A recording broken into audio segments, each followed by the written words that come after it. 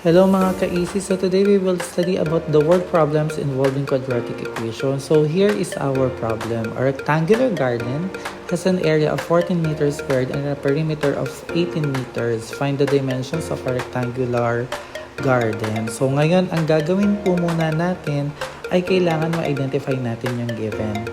So ang given natin dito, we have the area of 14 meters squared and our perimeter is 18 meters. So, kailangan nating i-recall ang lahat ng mga formulas ng rectangle, no? So, we will recall ano ba yung area ng rectangle. So, the formula is length times width, and for the perimeter, we have 2L plus 2 width. So, ayun yung magiging basis natin so that we can look for the dimensions. So, dito, ang gagawin natin for our solution, kailangan makahanap tayo ng isang value. So, gagamitin natin yung length at saka yung width. So, our area is 14, so equals LW. So, we will also use the 2L plus 2W. So, the perimeter is 18 equals 2L plus 2 width. So, kukuha tayo ng value ng isang unknown or ng length or width sa perimeter kasi mas madali doon. So, kaya kukunin natin yung isang value dyan ng rectangle. So, ang ginawa natin dito ay 2W. So, tinranspose natin yung 2L. So, kaya naging 18 minus 2L and we divide both sides by 2 so we can get the value of W. So, ang W natin is 9 minus L. So, yung value na yan, ang isa-substitute natin sa area ng rectangle. So, kaya, magiging ganito yung ating solution. Okay? So, magiging 14 equals L, so our length, and times the value of W, which is 9 minus L. So, after none, we will use the distributive property. So, that would be 9L minus L square. So, as you can see, we have a quadratic equation. So, ngayon, i-determine muna natin no, kung pwede ba siya na i-factor or not. Pero para mas madali, kuhanin nyo muna yung standard form ng ating quadratic formula.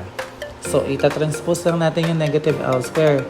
So, magiging L square yan. So, susulat natin sa kabila. So, that would be L square minus 9L plus 14 equals 0. So, kung mapapansin nyo, pwede na tayo makakuha ng value ng L.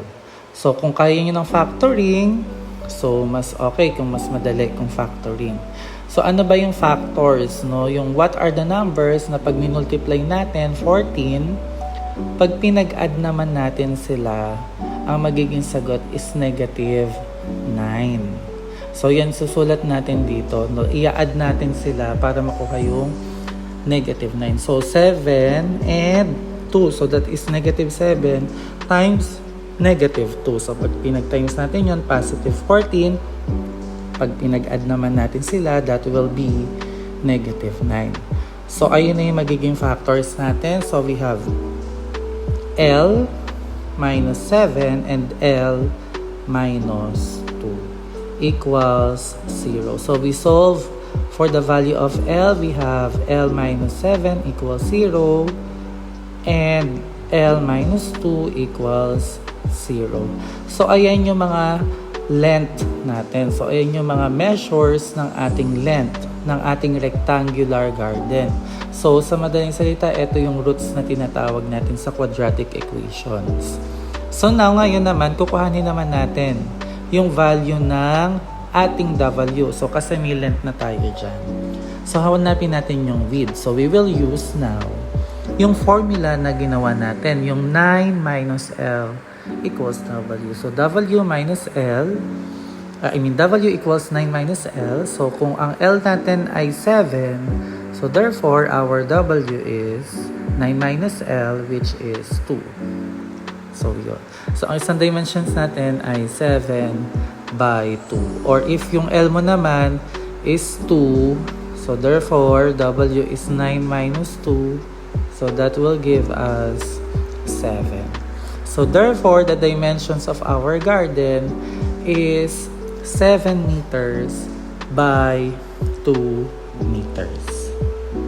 So ganyan lang kasimple, no, na paano natin ba masosolve yung isang quadratic equations.